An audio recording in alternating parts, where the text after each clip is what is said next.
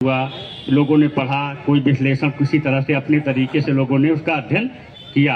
अभी भी हमारे लोग हमको व्हाट्सएप के माध्यम से विभिन्न राज्यों के शिक्षक की ये नहीं लागू है, ये नियम है, ये नियम, जिनमें तमाम बातें आती।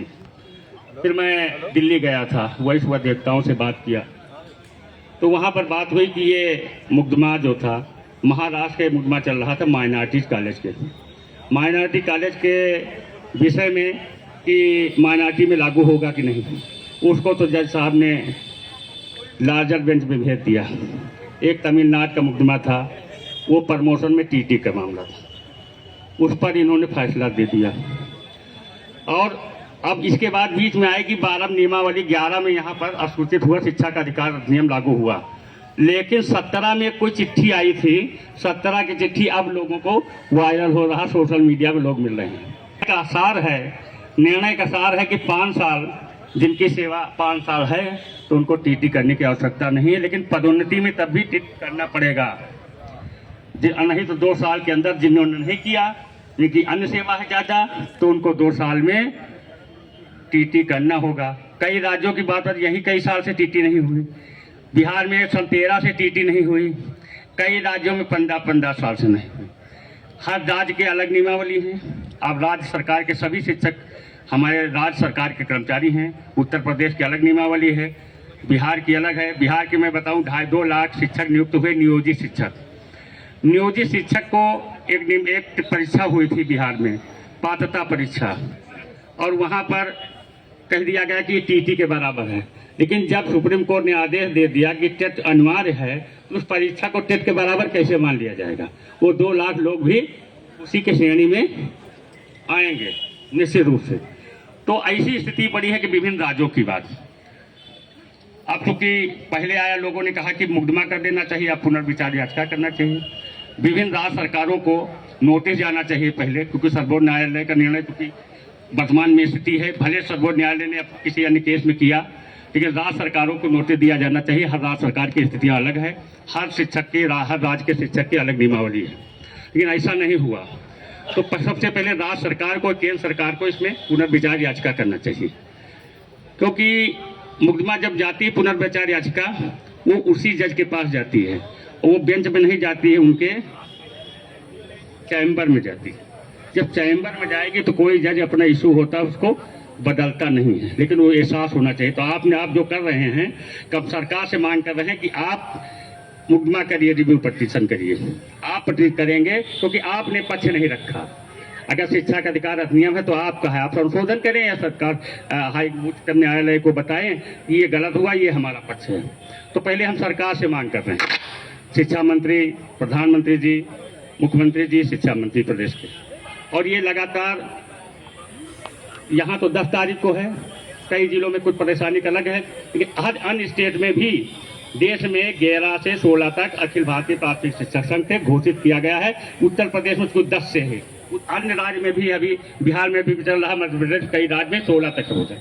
फिर ज्ञापन है, क्योंकि 30 दिन के अंदर पुनर्विचार याचिका दाखिल करना होगा। अभी 30 तारीख तक तो दाखिल करना होगा। अभी एक साथी कब जो है हमारे सूरतगंज के बता रहे थे कि बहुत अभी 10 दिन कुछ नहीं हुआ। तो अभी शासन के भी अधिकारियों से और प्रतिनिधियों से वार्ता हुई थी, तो वहाँ विचार मंथन चल रहा है इसमें क्या किया जाए। तो 10 दिन हम भी सरकार को मांग कर रहे हैं।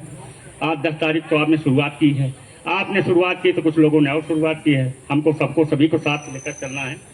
और 10 तारीख के बाद आपका अगला कार्यक्रम घोषित होगा, और 30 तक तो आपको पुनर्विचार याचिका में जाना ही होगा। सरकार गई तो आपको नहीं जाना पड़ेगा, तो हम तो चाहते हैं सरकार ही जाए, इसीलिए सरकार से मांग करते हैं। अगर सरकार नहीं जाएगी तो संगठन जाएगा, इसलिए आप इसकी चिंता न करें। सरकार अगर 20 तारीख तक नहीं जाएगी तो संगठन जाएगा निश्चित रूप से।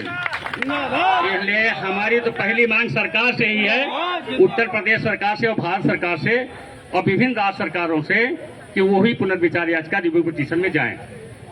इससे हमको बल मिलेगा, हम नहीं जाना चाहते। और बहुत से शिक्षक कुछ चंदा लगाकर जाना चाहते हैं, मैं उसके पक्ष में नहीं हूँ। मैं तो चाहता हूँ सरकार ही जाए। सरकार नहीं जाएगी तो हम लोग तो अपने साथियों के लिए प्रतिबद्ध हैं, हम जाएंगे। तो दोनों विकल्प हमारा खुला हुआ है। आपने अभी सुप्रीम कोर्ट की समीक्षा के वीडियो भी बहुत से शिक्षक साथी शिक्षिका बहने ने चुनाव देखा होगा। दैनिक जागरण में पूरे पेज में राष्ट्रीय में आया था, आपने देखा होगा। तो निश्चित हमने विकल्प बता दिया कि हम दोनों विकल्पों पर लड़ाई करेंगे, पहला सरकार से और दूसरा नहीं तो अपने हितों के लिए हम न्यायालय में भी जाएंगे। और जो वकील सर्वोच्च न्यायालय के अच्छे हैं, सबसे चर्चा हो चुकी है।